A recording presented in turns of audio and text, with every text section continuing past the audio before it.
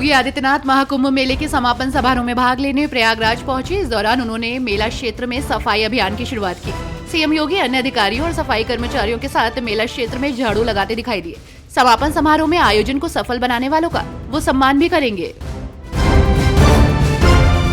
जगतगुरु शंकराचार्य स्वामी अविमुक्तेश्वरानंद सरस्वती एक बार फिर योगी आदित्यनाथ पर भड़कते नजर आए। उन्होंने महाकुंभ पर तीखी आलोचना कर दी, जिसमें उन्होंने कहा कि असली महाकुंभ पहले ही माघ माह की पूर्णिमा के साथ समाप्त हो चुका है। उन्होंने इस आयोजन को सरकारी कुंभ करार दिया, क्योंकि उनका मानना है कि महाकुंभ की सही तारीख पूर्णिमा की रात को समाप्त हो गई थी।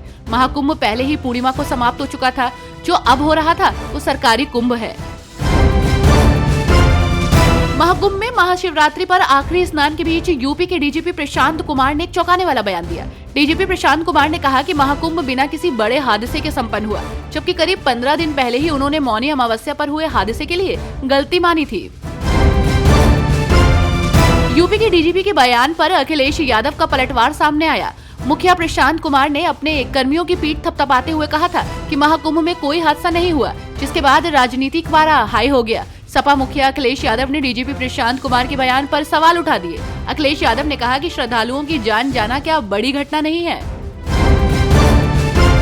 उत्तर प्रदेश के संभल जिले में एक बार फिर नया बवाल शुरू हो गया है। शहर के शाही जामा मस्जिद के सर्वे के बाद अब उसकी रंगाई पुताई की मांग को लेकर विवाद खड़ा हो गया। एक तरफ जहां मुस्लिम पक्ष रमजान को देखते हुए मस्जिद की पुताई को लेकर अर्जी दाखिल करने पहुंचा, लेकिन एएसआई ने मना कर दिया। इसके बाद मुस्लिम पक्ष हाई कोर्ट पहुंच गया। वहीं हिंदू पक्ष ने मुस्लिम पक्ष की मांग के खिलाफ मोर्चा खोल दिया है। जिले में हिंदू पक्ष के लोग हाथों में तख्तियां लेकर पैदल मार्च करने निकले। मांग की गई कि जामा मस्जिद की पुताई की अनुमति न दी जाए। साथ ही उन्होंने ये भी आरोप लगाया कि पुताई की ओट में मंदिर के साक्ष्य मिटाने की प्लानिंग की जा रही है।